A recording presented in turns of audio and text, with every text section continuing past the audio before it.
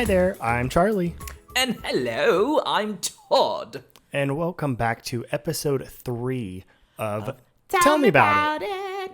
We need to have like some singers, like we need to get a jingle. I'm sure we can text Lizzo or Megan Thee Stallion and get that set up real quick. Okay. Anyway, if you're just joining us, thanks for joining us on this episode 3. We are the husband and team. The husband and team. We're not a throuple. Who is he? Yeah.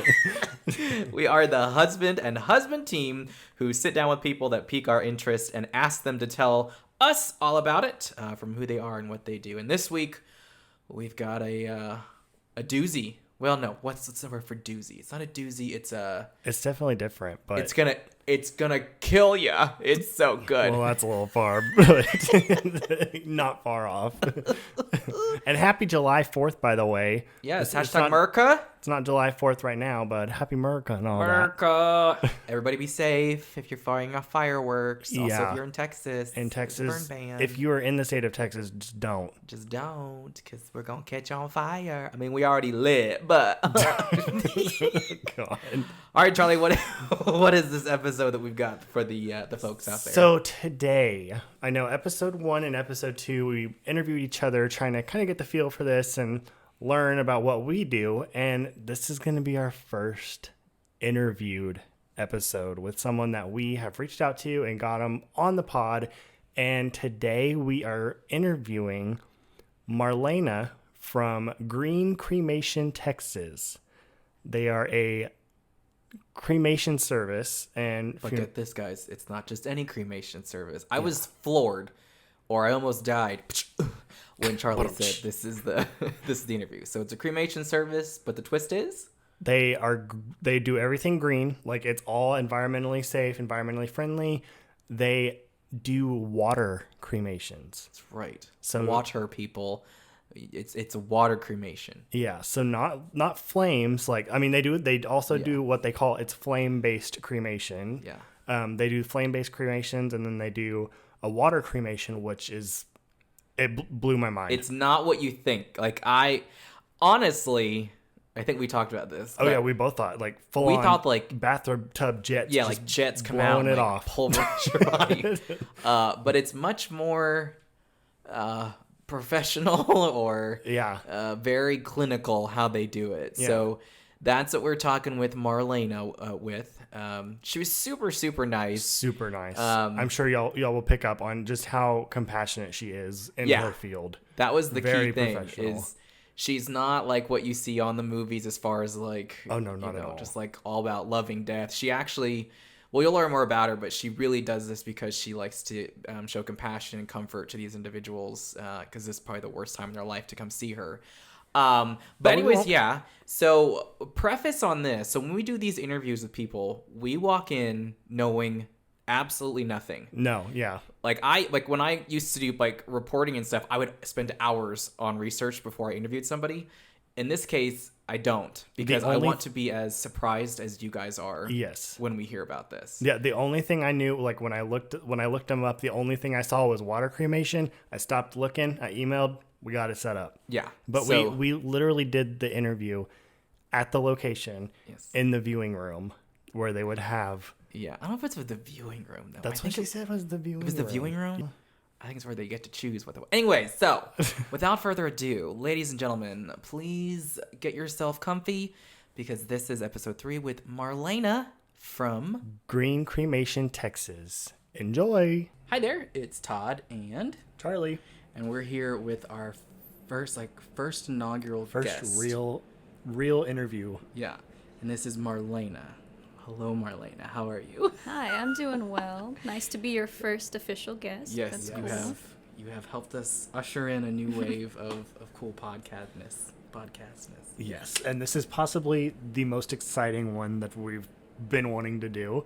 And it is water cremation. Or how did you specifically say it, Marlena? So we offer alkaline hydrolysis. It's also known as water cremation or aquamation. Lots of different names, but the same process. Okay. So that's why this interview is so interesting, because I've never heard of it. No, me neither. You've never heard of it. So what would your title be for Green Cremation, Texas? So I am a funeral director and embalmer by license, but I handle all of the arrangements with families here and just generally overseeing the operations. So you have to get a license in Texas Oh, to be. absolutely. And how like so how long does that take, like, for you to get a license, and what's the steps, kind of like briefly? So the school is 2 years, then after you complete the school, you take a state and national board exam. You take your national board exams, then you can apply for an apprenticeship. Apprenticeships can last 6 months to a year to 2 years. So you have to have someone who actually will take you on as an apprentice. Yes. How long did it take you to find someone who would take you on as an apprentice? Is it pretty, like, I know in carpentry and other trades, it's, very hard to find a good apprenticeship. So in this trade, was it hard, or was it, pretty easy to find an apprenticeship to learn? In my experience, it was pretty easy to get hired on with a funeral home. You definitely have to work your way up, like with any other trade. So you start out doing really anything that you need to do, and eventually you work your way up to learning how to be a funeral director, funeral professional. So you said that you were a licensed embalmer, so you Yes. actually do the process of embalming? Here, we actually don't offer embalming as a service. That's more something that's associated with the traditional funeral homes where you would have a large open casket viewing. So you don't have to be embalmed to have cremation done. Correct. It's not a requirement by any means. Now, the reason we don't offer it is because it's actually pretty toxic to the environment and to the embalmer. So it has formaldehyde in the embalming solution, and all those different chemicals can end up in the waterways. So we just try and steer clear of that. And that's obviously why you're green cremation. And so where did that all start from? Like, why push, or why be a pioneer in green cremation or green funeral services? So we believe that families should have the rights to choose what's going to be best for them. Whether that's the traditional funeral or going more the eco-friendly route. But especially with the climate change and everything going on in the world, people try and be eco-friendly in aspects of their lives. Electric cars, different options like that. Yeah. So even after they leave this earth, they still want to Yes. be eco-conscious. Mm-hmm. Have you, maybe I might be jumping ahead, but have you guys seen a trend that more people are opting for a green type of funeral or cremation, or is it more like people are just now understanding that this is an option? So it's both. A lot of people have never heard of environmentally friendly cremation, burial, or aquamation. But for people who are more environmentally conscious, a lot of people are choosing this route. Okay. So it's being more and more widespread. Okay. So one of the most interesting parts that I saw on y'all's website was that water cremations aren't legal in Texas. Why is that? That's a great question, and unfortunately the state of Texas just isn't prioritizing that right now. So it's interesting for a state that says, don't tread on me, that Texans only have two options. Yeah. We're trying to get in front of as many elected officials as we can to just try and give our side of why it should be an option for the environment, for people's personal choices. How long has water cremation been around? That's a good question. I don't have a solid answer for you on that, but it's been around as a medical practice Oh, okay. for quite some time, but it's now becoming more popularized. And it's legal in roughly 20 states, but we are not one of them. Really? And so let's pull back, because I want to make sure I get the history of you first before we actually dive into the process. So why become a funeral director? Like, is that something that you've, not to be like putting you down for it, but like what made you say, I want to be in this business, or what aspect were you like drawn to say, yeah, I'm going to make this my career? The aspect of helping people and being there for someone in a meaningful and impactful way. The experience you have at a funeral home when you're going through a loss can really be a memory and an impact for the rest of your life. So just to help people and be there in that time. And do you find, I'm sure that, let me ask, are many days very hard days to come into work? I mean, just because you have family members who obviously have lost someone, is it hard to come into work knowing that you're going to have to deal with some trauma and comforting people? No, I wouldn't really say that that's a difficult part of the job. If anything, it's an honor to be able to support these families. What so what does your family or friends or anybody kind of think when you say I'm a funeral director? Is there any kind of like whoa or any kind of other reaction that they may have? Oh, for sure. People always think, oh, that's interesting. Yeah. In a world full of tech jobs and customer service jobs. Yeah. That's right. To choose to be a mortician is an interesting choice. Yeah. But there's always going to be a need for somebody to serve this kind of role. So which one's better? Is it, which one's the one with fire? What's that called? Like the scientific term for the cremation? Is it just cremation? What's the flames? Flame-based cremation. Flame-based cremation? Or okay. cremation. Traditional cremation, you could say. What's the environmental difference between a flame-based cremation and a water cremation? So the difference would be the emissions, predominantly. With water cremation, there's nothing being incinerated, so nothing's going into the atmosphere. And even with the most environmentally friendly flame cremation, there is still environmental output into the atmosphere. We do everything we can to mitigate that, removing anything that would be potentially toxic. So, for example, the embalming fluid, we don't use that. Because that has formaldehyde and other. So, should people be worried like that if people are getting cremated, there's all these big toxins going out, or is it, like, or do they have somewhat good filters to kind of keep that stuff, or is it literally just look, it's going out in the atmosphere, this is why we're not doing it?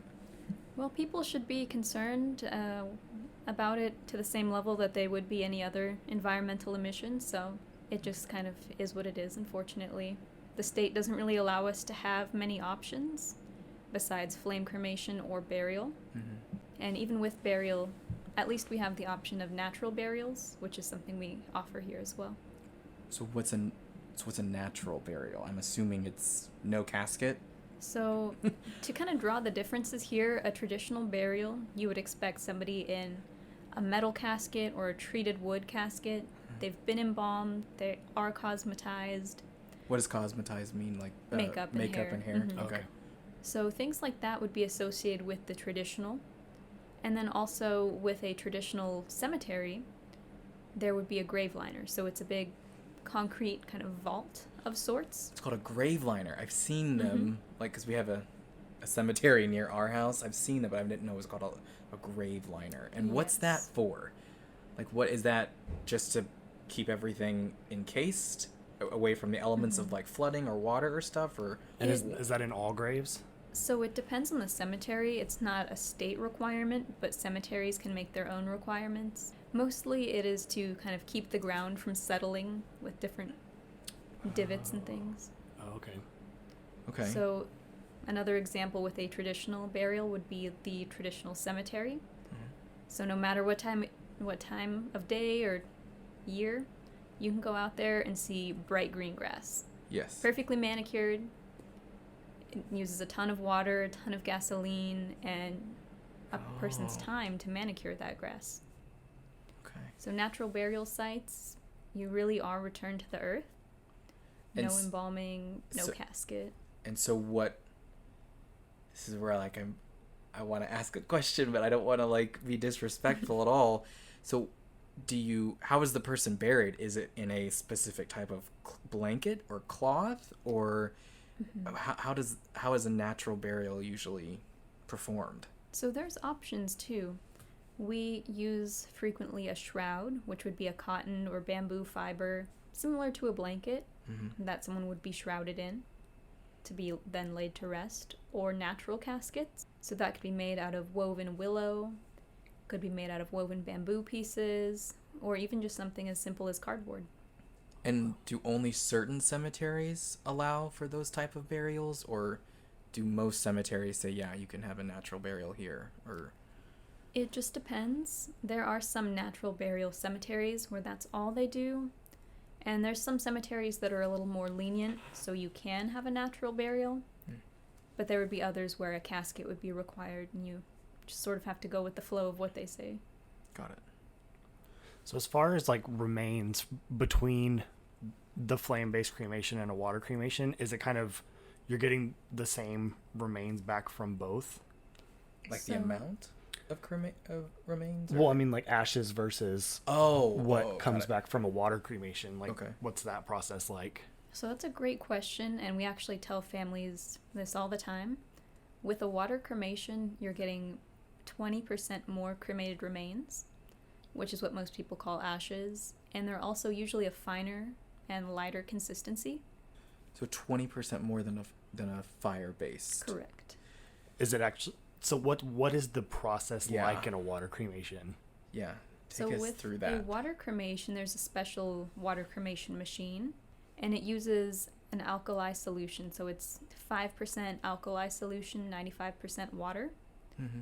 And a loved one is then placed in that, and it's gently heated to around 200 degrees or so. So that would do the same job as the flame, where it would reduce a loved one's physical body to just the bones or calcium remains. Mm-hmm.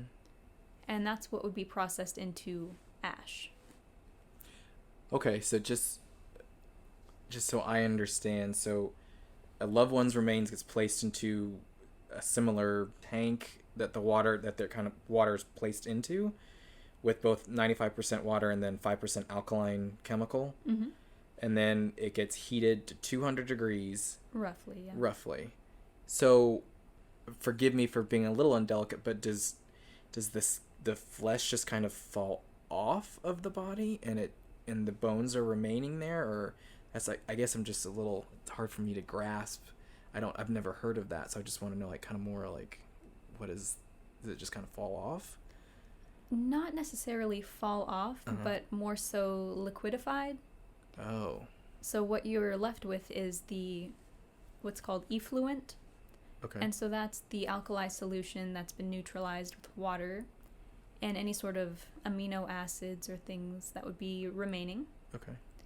Now what would be processed down to ash is just bone, so it's completely clean.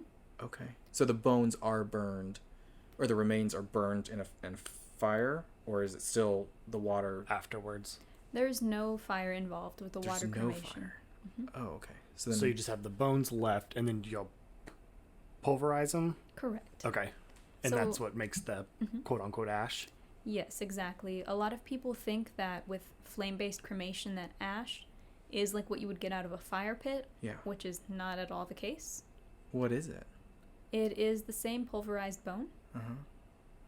Oh, I see what you're so saying. Okay. ashes is what most people are more familiar with, but the technical term is cremated remains. Got it. Which ultimately it is just the bones, or like you said, the calcium. Okay. That's correct. What happens with the fluid? The effluent, Yeah, so that's the liquid solution. Okay. Once it's been neutralized, it's then safe to reintroduce into the ecosystem. Okay. So at our facility, once it's legalized, of course, and we have the equipment, then what we're going to intend on doing with the effluent is to then scatter that over non-edible plants and flowers. So really, you literally every piece of you is going back, whether it's your remains are in an urn or spread, and also your whole body could be put into helping life start again, in a way. Absolutely. Not just nourishing it with the chemicals that are left but the water itself. Good. That leads me to another question. Introducing them back into the elements. Is it true that it is illegal to disperse flame-based cremation remains back into the environment? So ultimately, cremated remains are cremated remains as far as the legality of what you can and can't do with them. Flame-based, water-based. It's the same end result. But with respect to what you can do with them after, it just depends on where you plan on scattering. So, for example, you can't scatter at Disney World, completely illegal. Yeah. But let's say your family owns some land, you're more than welcome to scatter there, or even at different local outdoor sites. If you get special permission, you can, but you would have to reach out to whoever's in charge. So, national parks are a good one. Again, special permission would be required. And have you seen like an uptrend in people choosing to do a cremation versus a traditional burial? Oh, without a doubt, yes. It's becoming more and more popular. It is actually more popular to opt for cremation than it is for burial, with about 52 to 58% of people choosing cremation. Really? Wow. And is cost a factor in that? I mean, I would imagine that cost is a huge factor. what is an average traditional burial versus a water cremation or a fire-based cremation? So, with a traditional burial, you're looking at the cemetery plot itself, which can range anywhere from $2,000 to even over $10,000 just for the land. Just for the land. And then when you talk about a casket, again, anywhere from a couple hundred to tens of thousands. And the services of the funeral home for a traditional burial could be another couple $1,000s minimum. So would you say $20,000 is typical or low for a traditional burial? I would say Or anywhere from 10 to 20 would be pretty okay. normal range for a traditional burial. Whereas with the cremation, here with us, most families are in the range of $1,200. Oh, Really? Wow. So That's definitely. I would imagine that cost would play a factor. Yeah. So, as you've said, in Texas, it's illegal to do that, and that's up to the legislature and the politicians to figure out. So, you can't do them here in Texas. So, Mhm. when someone does come and say, hey, I want to do a green cremation, a water cremation, what do you do then? So we have a partnership with a facility in St. Louis, Missouri that specializes in water cremation. It is legal in Missouri, so we then have somebody or a loved one transported via an airline so that water cremation can take place in Missouri. Might be kind of weird question, but is it like a commercial airline that it goes on? Like under a Southwest flight or something like that? Exactly. Oh, wow. And then, so is there any idea of why it hasn't been more widely adopted as far as these eco-based cremations or funerals? Is it more just people don't know about it, or is it, what is your guys' opinion on why it's, number one, still illegal in, how many states did you say water-based is legal in? I believe it is about 20 Okay. states roughly that have legalized water cremation. Mm-hmm. So with the But- other 30, I mean, Mhm. do you guys have or any research or any kind of experience to say, like, this is why most states are still... What's the holdup on Yeah. it? What's the holdup? A lot of that would be just what people are used to. So Mhm. if your whole family has always been buried in one particular cemetery, you've always had this experience, then more than likely that's what you're going to lean for as well. A lot of it would also be just lack of awareness of your options. So people don't know that water cremation, A, exists, or B, is possible for a human. Mm-hmm. It is completely legal for pets here in the state of Texas. Oh. So we can get Interesting. Duncan or Ernie. Well, let's not think not about now, that but yet. yeah, get them. Wow. Yes, and it's the same process as far as with an animal. Hmm. The science of water cremation would be the same. Hmm. So the state says, yes, you can water cremate your cat or dog. No, you cannot water cremate yourself. Is there anything special that you have to do to the loved one to prepare them for the cremation? Like, you embalm them for traditional burial. Is there anything that happens for the water cremation that you have to do first? So for water cremation, it is not largely required to do additional preparation. A lot of families will choose to have their loved one dressed in some clothing that would be biodegradable, for example, cotton or wool. That would also go into the tank? Correct. So they could be dressed in cotton or wool, something like that. And if I understand right, if you embalm somebody, there's a little bit of time that their body is preserved Mm-hmm. so that they can have an open casket. In this case, how, I guess, quick does somebody have to make the decision to do water-based in order for their loved one to stay looking normal before things kind of happen? So what we use instead of embalming is temperature control or refrigeration. Okay. So that'll have a loved one safe in our care for however long it takes to get the necessary permits to go ahead and move with cremation. Okay. So It's not really a factor then. Correct. Not too big of a factor. Yeah. Are they also refrigerated like when it goes onto a plane? So since there isn't necessarily any refrigeration inside that aspect of the plane, we would have a loved one accompanied with gel packs, like ice packs, Okay. or dry ice. Okay. Wow. This is very interesting. Like, I don't think I've ever been able to ask these questions Yeah. to any funeral director or professional in this area. So this is like, it kind of blows my mind a little bit of the process in a good way. Because again, I've never understood that. So when obviously the job can be very hard at days. Yeah. Whether it's dealing with a loved one who's maybe old in age or maybe with somebody very young. Are there ways how do you de-stress from a day, or how do you get away from all that to say, oof, get ready for another day? I mean, you said you loved it because it's compassion, you get to comfort the family, but I'm sure there are days where it's like, wow, that was just awful and I need a break. So what do you do? Like, what kind of stress relievers or things do you do? So, contrary to what many people think, funeral directors, embalmers, we're all normal people. I have a family, so getting home to see my son just makes me that much more grateful for every day I have with him. Yeah. A lot of people have this image of what a mortician is in their head. Yeah. I would be one of them, so I'll admit that. That's really not what we look like. I mean, I'm sure there are some that do, but... I was very nervous walking the door if I was like, can I laugh in here? Or is it very like solemn so I don't like disturb anything or be disrespectful in any way? But yeah, that's definitely, I had that kind of image in my head. And that's pretty understandable. If you see any kind of TV show or movie with a mortician, you always think of some sort of image. Yeah. And usually that's not what you would experience when you meet a mortician. So when you see on like TV shows like CSI or any of these, drama-based shows, what's the one thing that really bugs you about the portrayal or what they're showing that you're like, that's not real. That's not how that happens. As far as like when somebody's going to be buried or in a hospital bed or in the morgue, is there anything that you're like, that's not how it goes?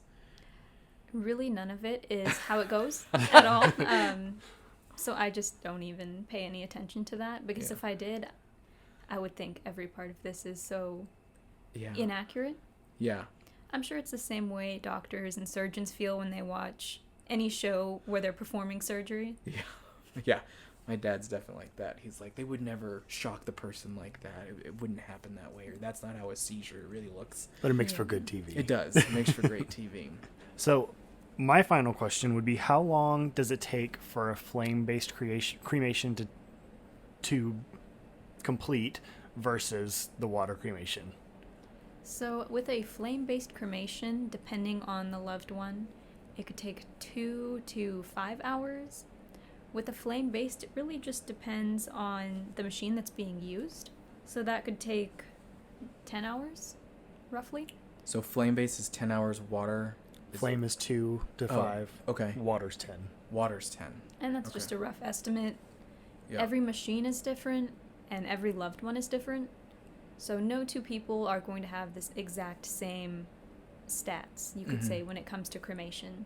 Nobody's cremated remains are going to look the same. Nobody's going to have the exact same amount of time necessary. So just as someone is as unique as they could be in life, they're still very unique in death.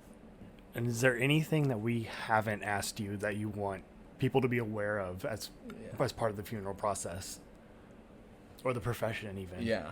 You have lots of options. You can pre-plan for yourself. And if you want a water cremation, or if you want an eco-burial cremation, you can always put that in your will and have that set up ahead of time. Especially in a state where it's not yet legal, you definitely want to start thinking ahead for yourself and reach out to your local legislator. See if you can't get in contact with them to let them know how you feel about water cremation.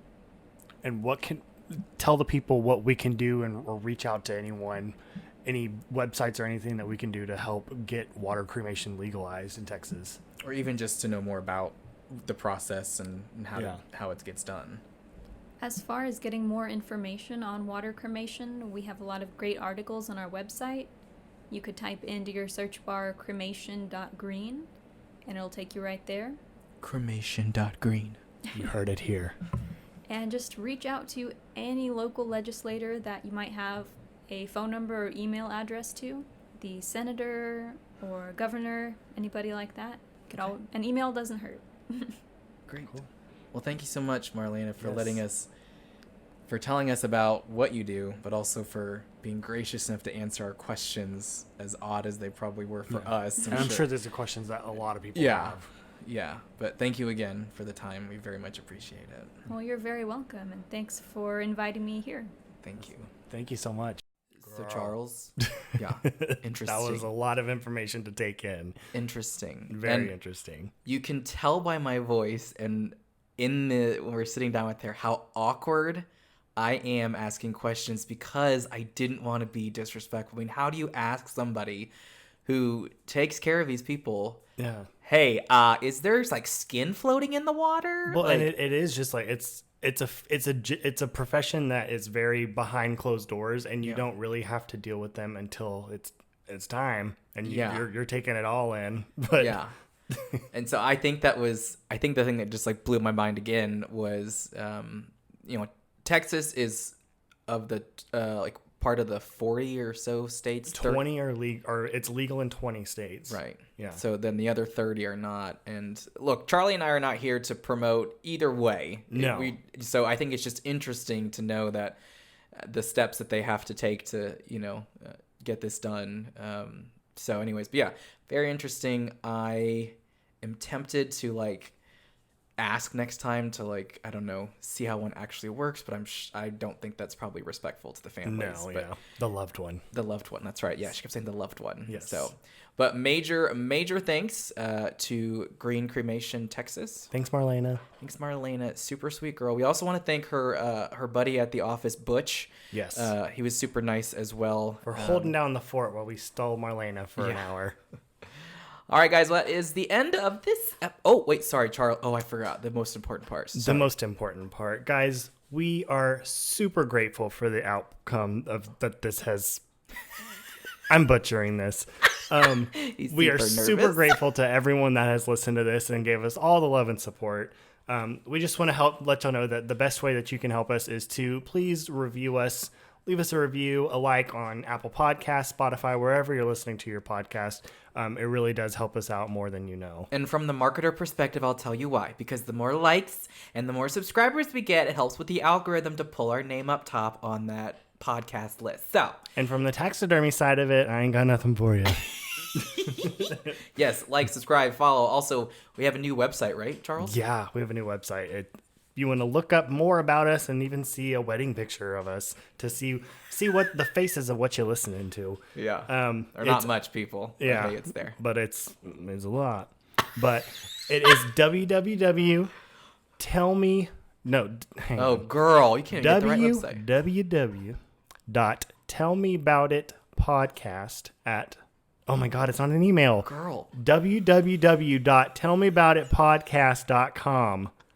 And if you want to email us on that, that's on there too. Everything's there. I'm glad you put the www in front of it, like it's the 90s. Just in case people don't know, it's on the World Wide Web. We're out there. Yeah. All right, that's it, y'all. Have a great rest of your day, and we'll see you next time on our next episode. Which, people, it's gonna be pretty cool. I'm just letting you know. Charlie has booked some pretty darn cool people, and the next one is going to be just that. Lots of things coming up, so. Keep your ears open and your podcast shows open and you do you and honey boo boo. All right, guys, have a good day. Bye. Bye.